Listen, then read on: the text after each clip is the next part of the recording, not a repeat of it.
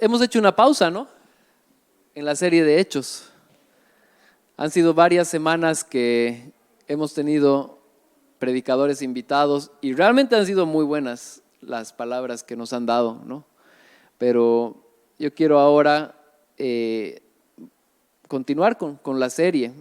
Para los que nos están visitando por primera vez, nosotros estamos viendo el libro de Hechos. La forma en la que nosotros compartimos es la predicación expositiva consecutiva, que eso significa que empezamos un libro y vamos porcionándolo hasta terminar, porque tenemos en cuenta que Dios lo inspiró de esa forma y de esa forma es que Él manda un mensaje. Entonces el entender todo el libro nos da a nosotros un mayor entendimiento de lo que Dios quería expresar a través de su palabra. Entonces ahora nos toca el capítulo 3. Hemos visto el capítulo 1 y el capítulo 2 del libro de los Hechos y hoy día vamos a ver el capítulo 3 desde el versículo 1 hasta el 26. Es una porción muy interesante y vamos a ver todos los detalles. Cada vez que Pedro comienza a predicar, la cosa es potente y muy poderosa y eso no va a ser una excepción el día de hoy. Hechos 3, verso 1, dice la palabra del Señor. Cierto día Pedro y Juan subían al templo a la hora novena, la hora de la oración, y había un hombre cojo desde su nacimiento, al que se llevaban y lo ponían diariamente a la puerta del templo llamada La Hermosa, para que pidiera limosna a los que entraban en el templo. Viendo a Pedro y a Juan que iban a entrar al templo, les pedía limosna. Entonces Pedro, junto a Juan, fijando su vista en él, le dijo: míranos. Él los miró atentamente, esperando recibir algo de ellos. Pero Pedro le dijo: no tengo plata ni oro, pero lo que tengo te doy. En el nombre de Jesucristo, el Nazareno, anda. Y tomándolo de la mano derecha, lo levantó al instante, y sus pies y tobillos cobraron fuerza, y de un salto se puso de pie, y andaba. Y entró al templo con ellos, caminando, saltando y alabando a Dios. Todo el pueblo lo vio andar y alabar a Dios, y reconocieron que era el mismo que se sentaba a la puerta del templo, La Hermosa, a pedir limosna. Y se llenaron de asombro y admiración por lo que le habían sucedido. Estando el que era cojo aferrado a Pedro y a Juan, todo el pueblo, lleno de asombro, corrió al pórtico llamado de Salomón, donde ellos estaban. Al ver esto, Pedro dijo al pueblo: hombres de Israel, ¿por qué se maravillan de esto? ¿O por qué miran así? ¿O como si por nuestro propio poder o piedad le hubiéramos hecho andar? El Dios de Abraham, de Isaac y de Jacob, el Dios de nuestros padres, ha glorificado a su siervo Jesús, al que ustedes entregaron y repudiaron en presencia de Pilato, cuando éste había resuelto poner a Jesús en libertad. Pero ustedes repudiaron al santo y justo y pidieron que se les concediera un asesino y dieron muerte al autor de la vida, al que Dios resucitó de entre los muertos, de lo cual nosotros somos testigos. Por la fe en su nombre es el nombre de Jesús lo que ha fortalecido a este hombre, a quien ven y conocen. La fe viene por medio de Jesús. Le ha dado a esta perfecta sanidad en presencia de todos ustedes. Y ahora, hermanos, yo sé que obraron por ignorancia, lo mismo que sus gobernantes, pero Dios ha cumplido así lo que anunció de antemano por boca de todos los profetas, que Jesucristo debía padecer. Por tanto, arrepiéntanse y conviértanse para que sus pecados sean borrados, a fin de que tiempos de alivio vengan de la presencia del Señor. Y Él envía a Jesús, el Cristo, designado de antemano para ustedes en el cielo, y debe recibir hasta el día de la restauración de todas las cosas, acerca de lo cual Dios habló por boca de sus santos profetas desde tiempos antiguos. Moisés dijo: el Señor Dios les levantará a ustedes un profeta como yo de entre sus hermanos. A él prestarán atención en todo cuanto les diga. Y sucederá que todo el que no preste atención a aquel profeta será totalmente destruido de entre el pueblo. Asimismo, todos los profetas que han hablado desde Samuel y sus sucesores en adelante, también anunciaron estos días. Ustedes son los hijos de los profetas y del pacto de Dios que hizo con sus padres al decir a Abraham, y en sus simientes serán benditas todas las familias de la tierra. Para ustedes, en primer lugar, Dios habiendo resucitado a su siervo, lo ha enviado para que los bendiga, a fin de apartar a cada uno de ustedes de sus iniquidades. Gracias, Padre, por tu palabra. Gracias por todo lo que tú nos enseñas a través de ella. Ayúdanos a poder entender tu palabra, a poder comprenderla y a poder aplicarla, Dios. Amén. Bueno, es interesante. Hoy día quiero hablarles de los billetes. Todos en nuestros países tenemos, y en Bolivia en particular, tenemos billetes que son los que nos ayudan a poder intercambiar y hacer compras y recibir compras y todo, ¿no? Y es interesante porque el valor de la moneda está basada en la economía del país.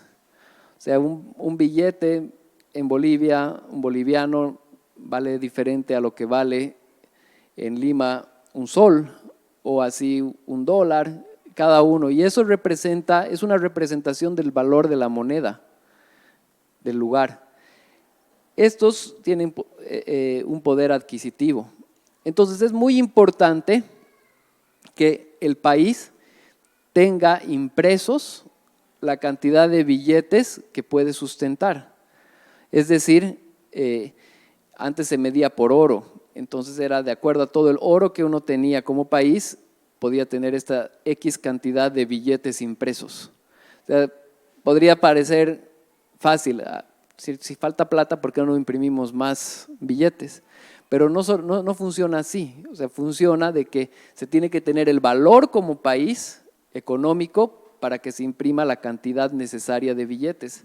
Es así que es muy importante que cada billete tenga suficientes marcas o señales para poder mostrar y representar el valor del lugar, el valor del país.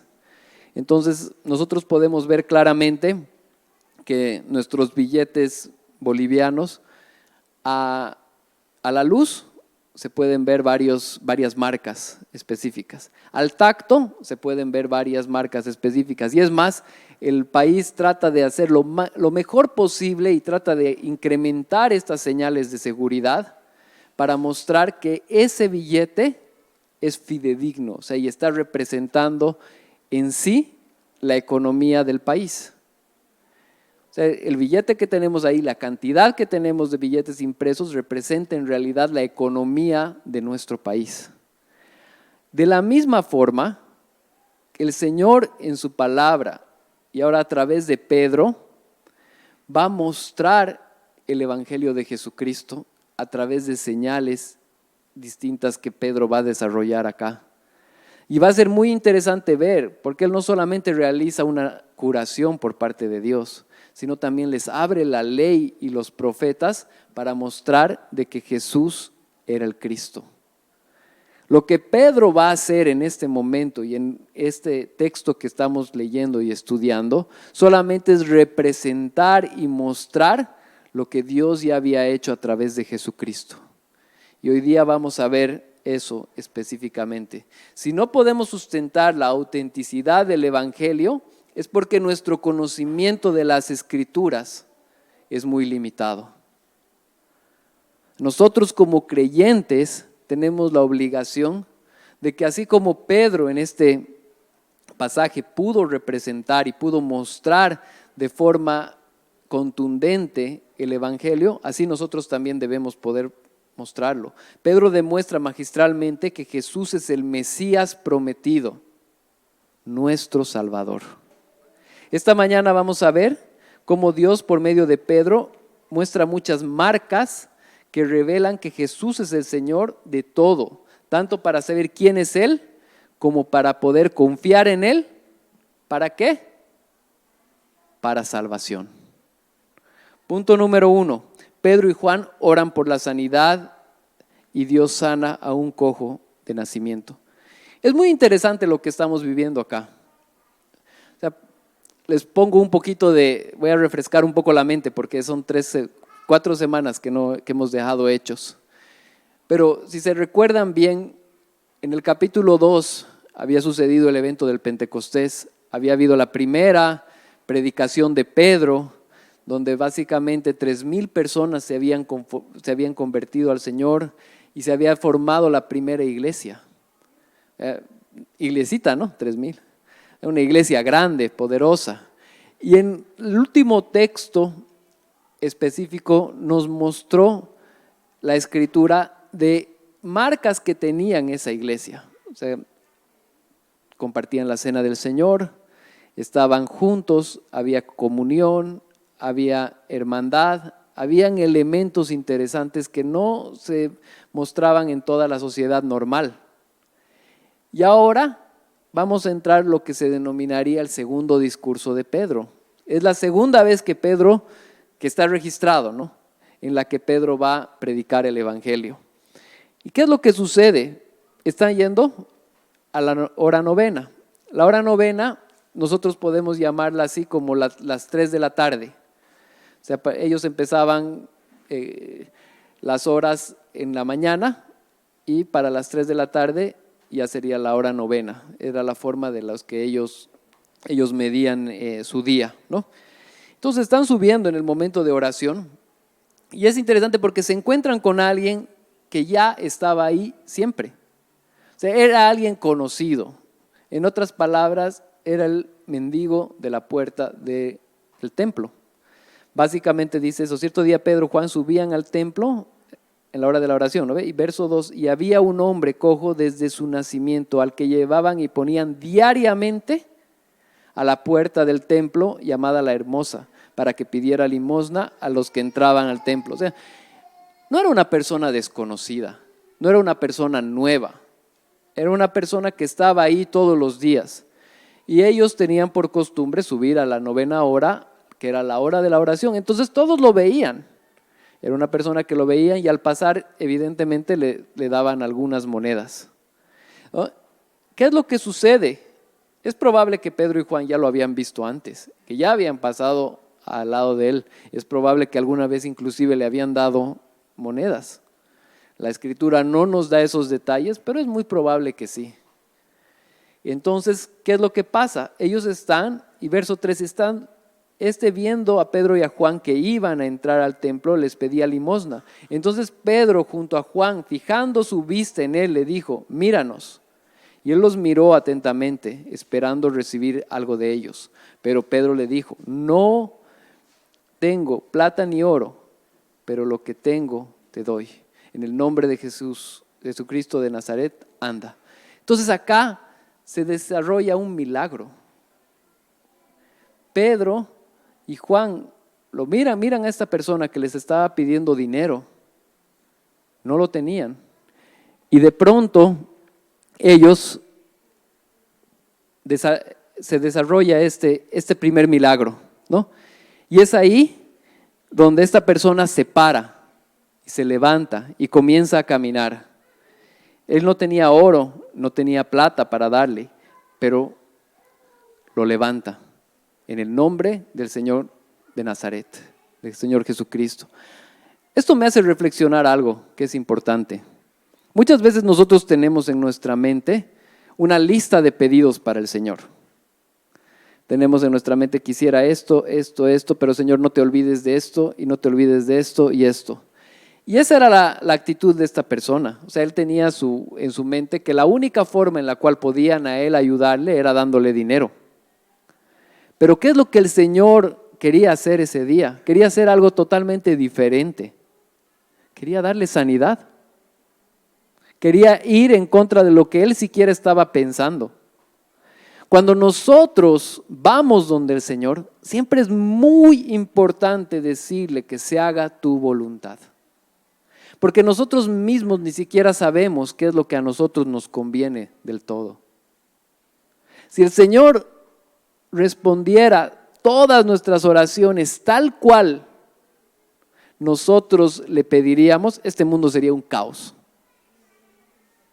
Si el Señor se moviera de acuerdo a nuestros caprichos, este mundo sería un caos. Y es más, el Señor sabe, aún con las cosas buenas, cuándo darnos y cuándo esperar.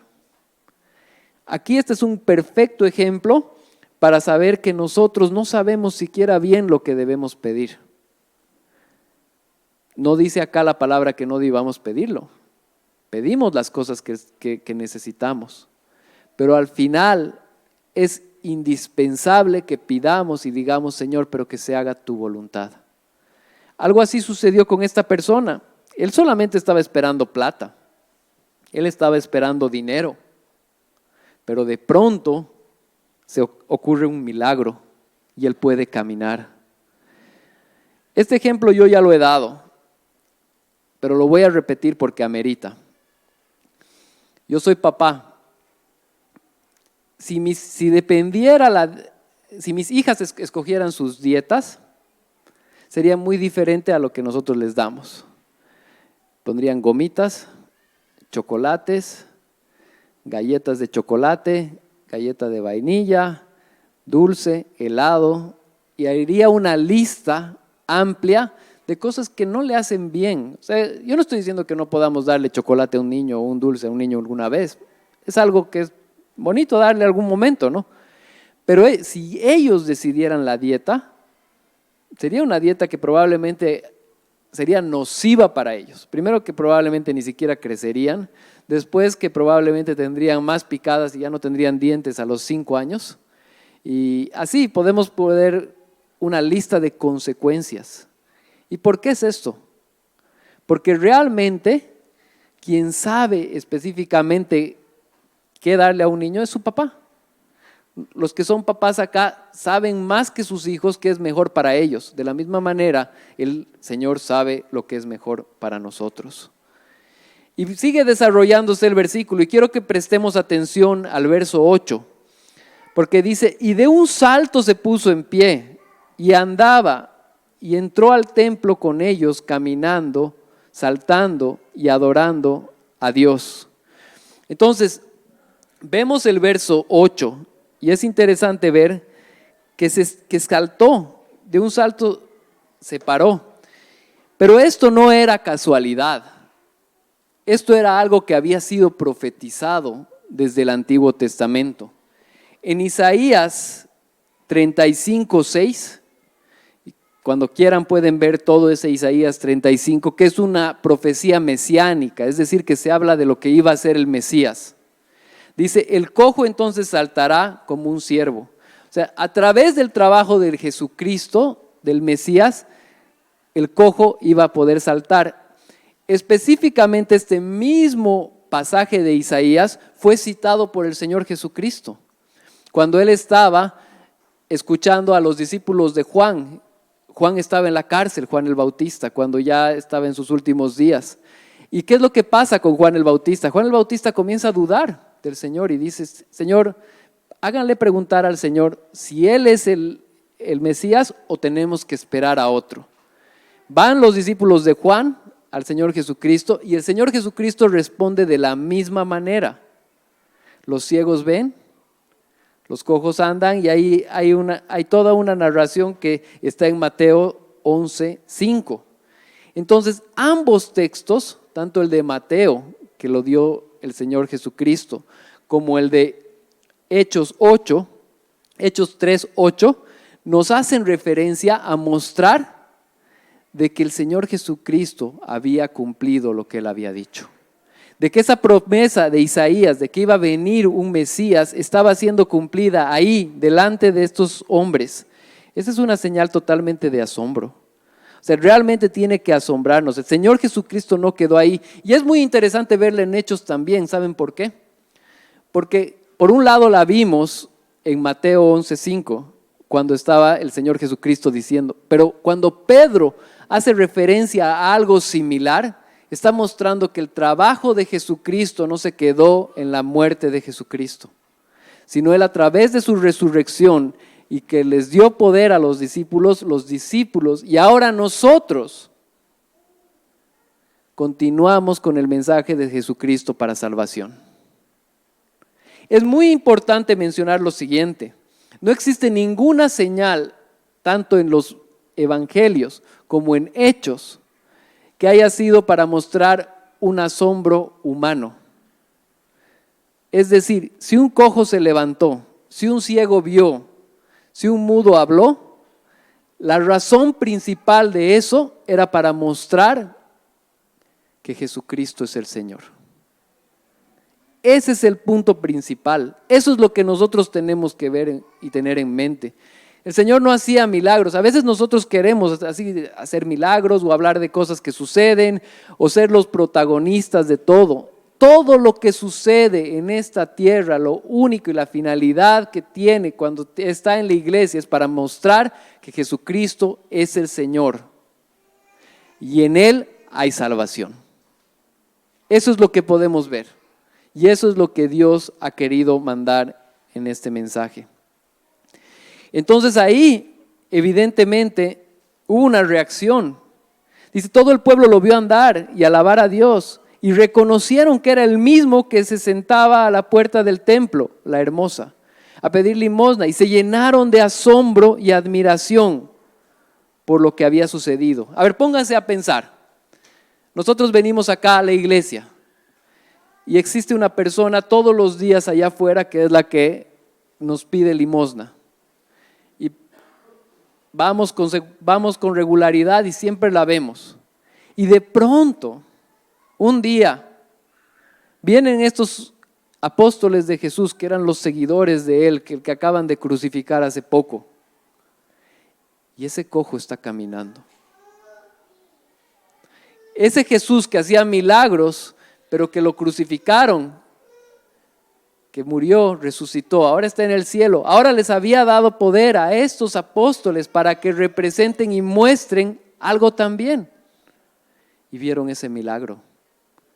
Siempre las señales y los sucesos que pasan nos direccionan nuestros ojos a Jesús. No es que, ¿por qué? Este cojo eventualmente iba a morir. El solucionarle el problema temporal es algo que le va a ayudar probablemente, pero que vivirá 30, 40 años más. Y después pasó el tiempo y ya no existe. Pero lo que la Escritura estaba queriendo mostrarnos era que el poder de Jesucristo continúa después de la muerte de Jesucristo. Y eso es lo que Él estaba queriendo mostrar en ese tiempo y mostrarnos a nosotros hoy. Así como ese billete del cual hablábamos al comienzo, tiene señales y es importante que exista una cantidad específica para poder sustentar la economía del país. Nosotros venimos a hacer y las cosas que desarrollamos son como ese billete. No tienen valor en sí, el que tiene valor es el país. Pero ahí representamos y mostramos cosas para mostrar lo que realmente tiene valor. Y en este caso era el Señor Jesucristo, que tenía poder. Él mostró que tenía poder sobre la sanidad para mostrar después en el desarrollo que tenía poder sobre la vida.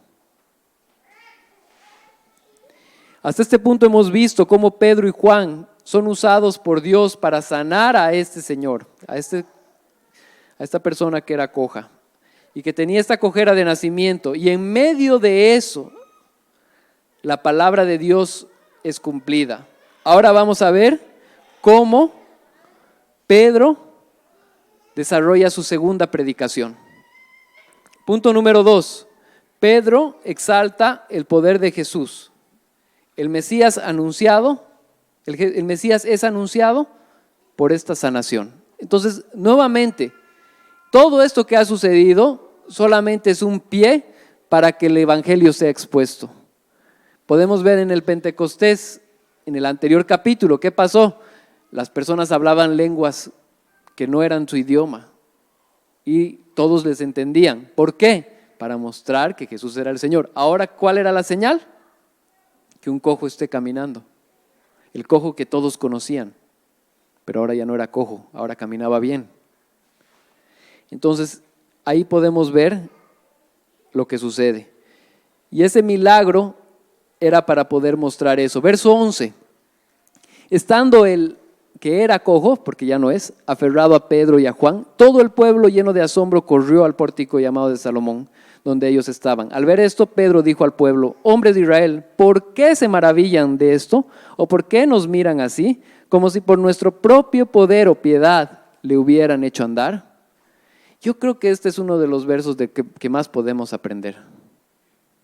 Querido hermano, hermana, si tú tienes alguna habilidad para el reino, realmente qué bien, pero que siempre glorifique a Dios.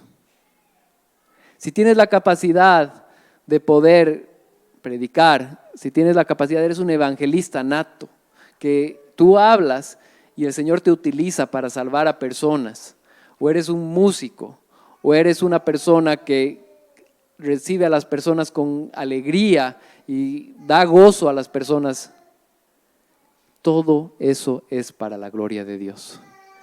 Básicamente Pedro podía haber agarrado y haber dicho: sí, el Señor me ha dado a mí, su apóstol, este talento. Y es para representarlo a Él, pero a mí me lo ha dado. Él no tomó esa actitud. O sea, a veces queremos prestar un poquito de gloria, ¿no? En realidad la gloria completa era de Dios y siempre es de Dios. Porque sin ir muy lejos, si ahorita en este momento tú respiras, es porque Dios lo ha permitido. Si existe oxígeno en este lugar para que podamos respirar, es porque Dios lo permitió.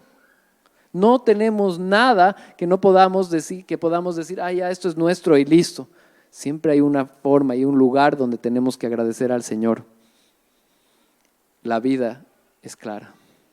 Entonces Pedro hace lo correcto y él muestra y dice: no, un ratito, esto yo no lo he hecho. Esto lo he hecho por el poder de ¿quién? Y aquí es muy interesante. Verso 13, el Dios de Abraham, de Isaac, Jacob, el Dios de nuestros padres, ha glorificado a su siervo Jesucristo. Ahí estaba con judíos. ¿Y qué les dice? Les dice: nosotros, los judíos, buscaban a Abraham siempre. O sea, ellos tenían la ley y para ellos Abraham era lo más importante. Abraham, Isaac y Jacob, los dueños de la Torá. Ahí estaba la ley escrita por Moisés. ¿Y qué es lo que hace Pedro muy inteligentemente? Muestra que ese Dios de Abraham, Isaac y Jacob ha glorificado a Jesucristo. Él está mostrando la continuidad del Antiguo Testamento como con el Nuevo Testamento. Él está diciendo: esto no quedó ahí. Realmente Él ha glorificado a Jesucristo, ese Dios. Y dice más adelante: al que ustedes entregaron y repudiaron en presencia de Pilato, cuando éste había resuelto poner a Jesús en libertad. Está responsabilizando de la muerte del que Dios había exaltado a ellos. Y yo creo que realmente eso es algo importante. No existe salvación tan grande si no reconocemos nuestra necesidad de Dios. Si no reconocemos cuán lejos estábamos, nunca vamos a necesitar un Salvador. Si no reconocemos que el pecado tuyo y el mío es el que ha crucificado a Jesucristo en esa cruz, entonces no necesitamos un Salvador y Él murió por otros. Pero si somos conscientes de que nosotros, por nuestras iniquidades, hemos crucificado al Hijo de Dios, entonces la salvación tiene más cuerpo y buscamos a Él como lo más importante. Ellos crucificaron. Y es interesante, en el verso 14 dice: pero ustedes repudiaron al santo y justo y pidieron que les concedieran un asesino. O sea, no solamente está mostrando que, se le pidió que venga otra persona, lo sustituyeron por un asesino. Nosotros cambiamos a Dios constantemente. Nosotros hacemos lo mismo, ponemos otros dioses, nos ponemos a nosotros mismos por encima del Señor. Y es ahí donde realmente lo que interesa recordar es que Jesús es el Señor. Jesús es el Dios. Jesús es el que hizo que nosotros podamos tener vida. Jesús, por medio de Pedro, sanó a ese cojo para poder dar este mensaje que iba a llegar hasta el día de hoy, cuando todos ellos que estaban escuchando ese día ya pasaron hace casi 2000 años. Hace casi 2000 años, todas esas personas que estaban jugando un papel acá ya no existen. Pero Dios ha preservado su palabra para darnos un mensaje el día de hoy. Y el tercer elemento dentro de esta pequeña porción lo vemos en el verso 15, donde dice: y dieron muerte al autor de la vida, al que Dios resucitó de entre los muertos, de lo cual nosotros somos testigos. Présteme atención a esto. Primero les ha mostrado y les ha dicho: Jesús era el que el Dios Padre, Abraham, Isaac y Jacob habían honrado. Pero ahora está vinculando y está diciendo: Jesús no solamente era a quien Dios había exaltado, Jesús era el autor de la vida, Jesús era el creador del cielo y de la tierra. Está mostrando que este Jesús al cual ellos han asesinado y que nosotros también en alguna medida por medio de nuestros pecados, era el creador del cielo y la tierra. No es cosa sencilla. La muerte de Jesucristo no es una cosa sencilla. La muerte de Jesucristo muestra cómo su creación rebelde decidió matar al Creador. Pero la cosa no quedó ahí, gracias a Dios. Verso 15, y dieron por muerte, ¿no? Verso 16, por fe en su nombre. Y aquí da el cambio, hay el cambio. Dice: por la fe en su nombre, es el nombre de Jesús lo que ha fortalecido a este hombre, a quien ven y conocen. La fe que viene por medio de Jesús le ha dado a esta perfecta sanidad en presencia de todos ustedes. Ha sido Dios mismo que le ha dado fe a este cojo para que tenga sanidad. Eso está diciendo. Nosotros tenemos salvación porque aún la fe el Señor nos las da.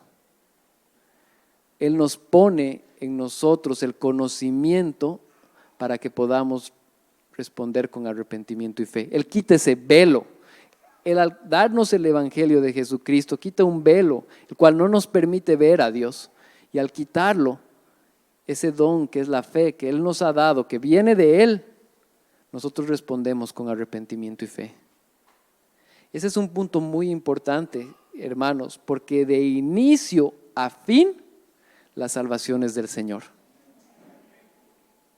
Nosotros no tenemos de qué gloriarnos. Nosotros no podemos poner una lista de cosas que hemos hecho para obtener esta salvación. Él nos las dio.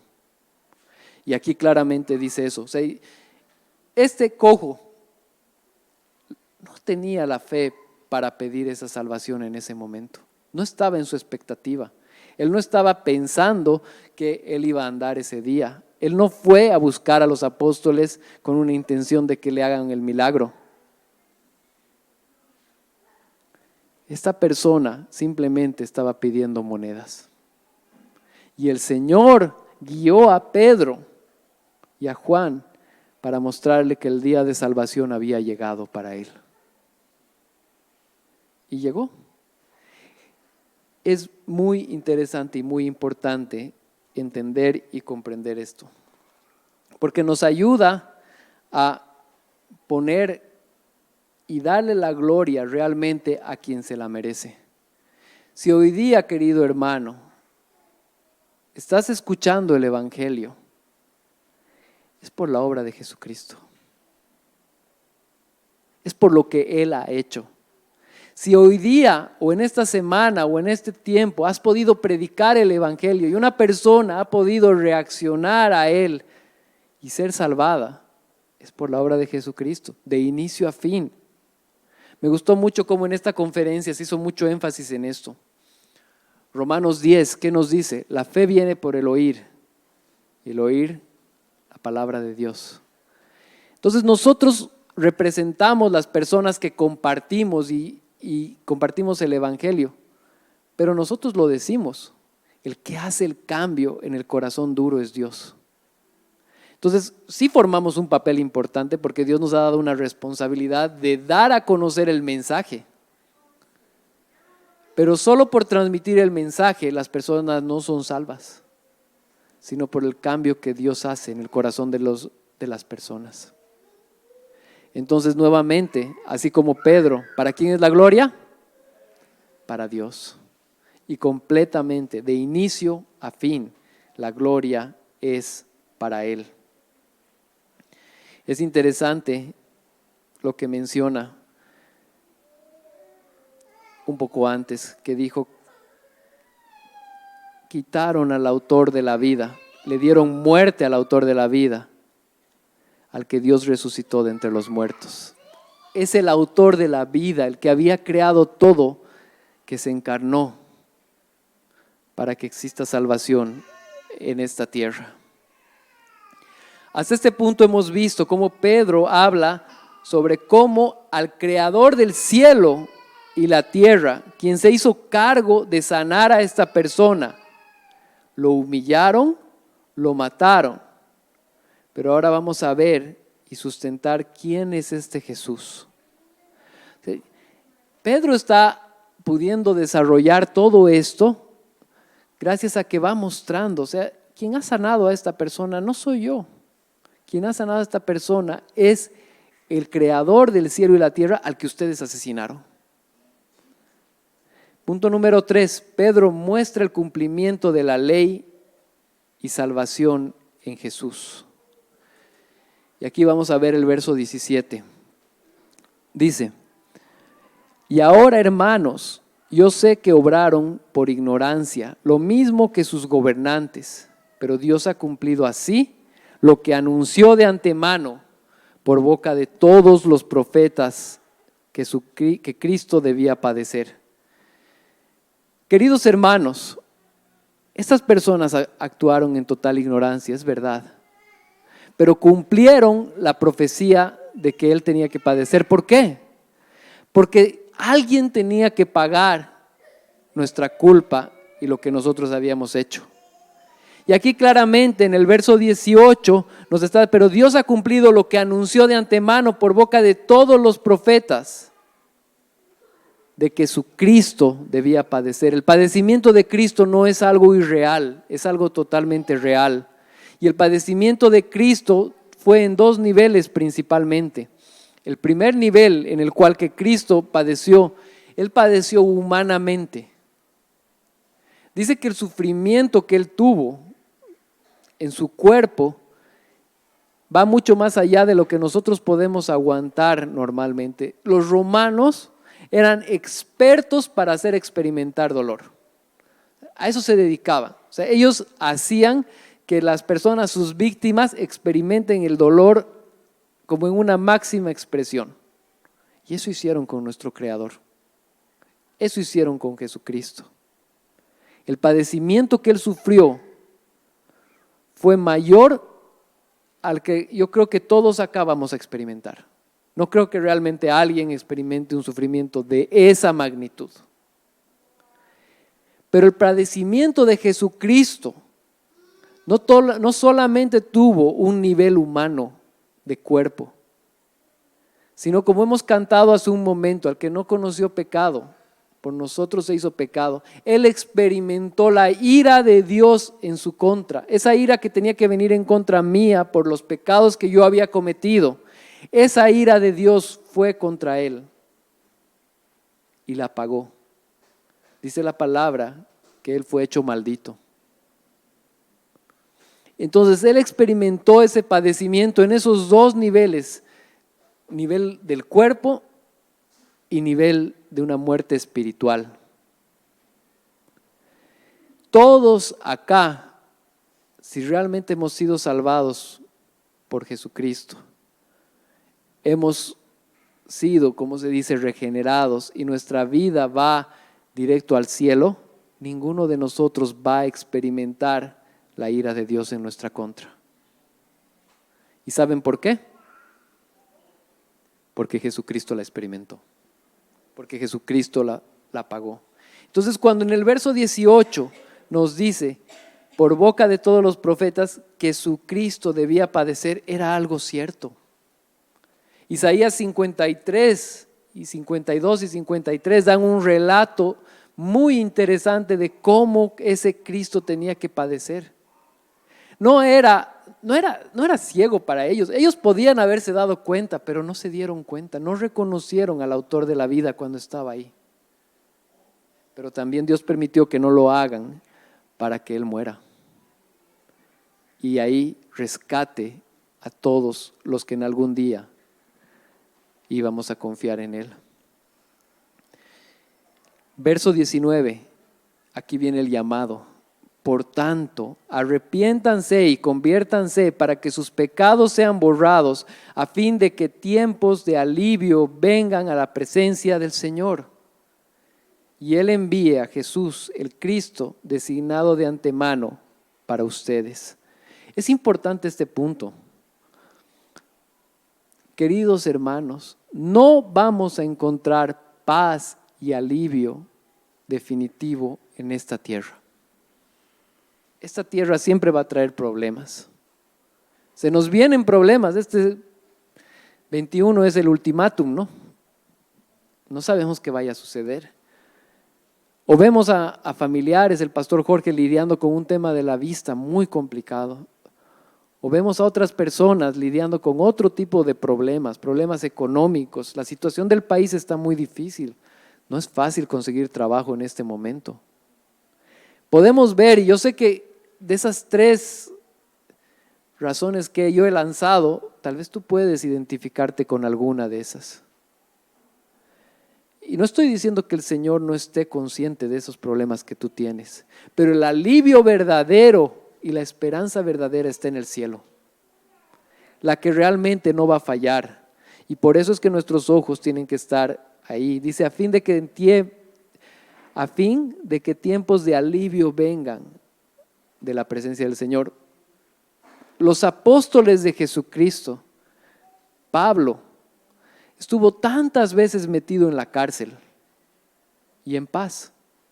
¿Por qué? Porque él tenía el alivio verdadero en Cristo. Porque él podía estar sufriendo físicamente, podía estar coartada su libertad, pero su esperanza era en Dios y él andaba para adelante. Verso 20.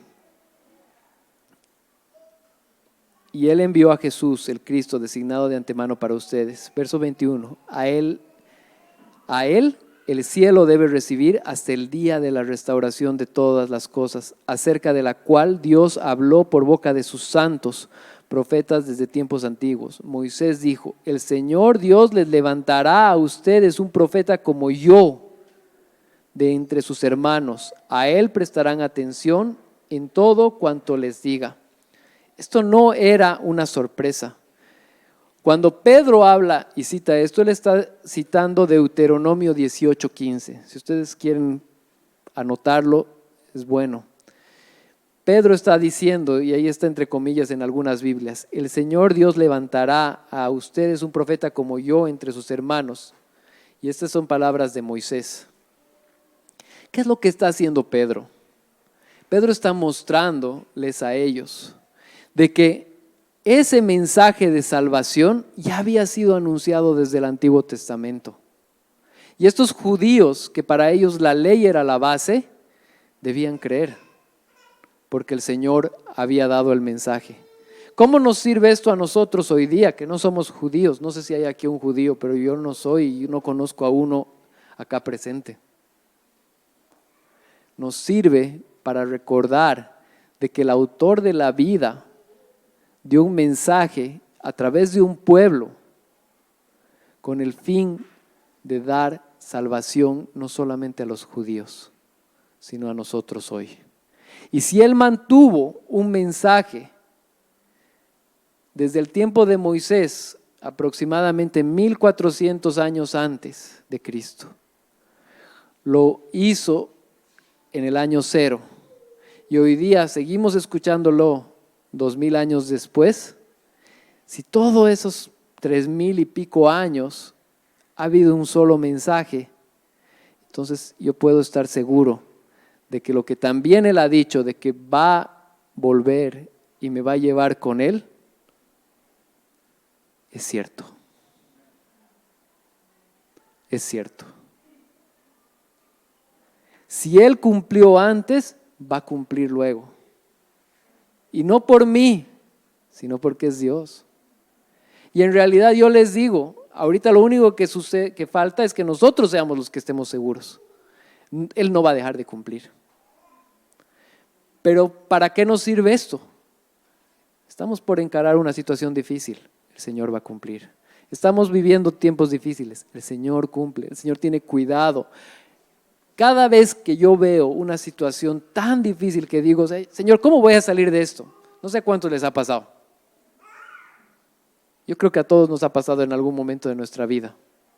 Señor, ¿cómo voy a salir de esta situación? No hay salida. Queridos hermanos, hay salida. Porque mi promesa celestial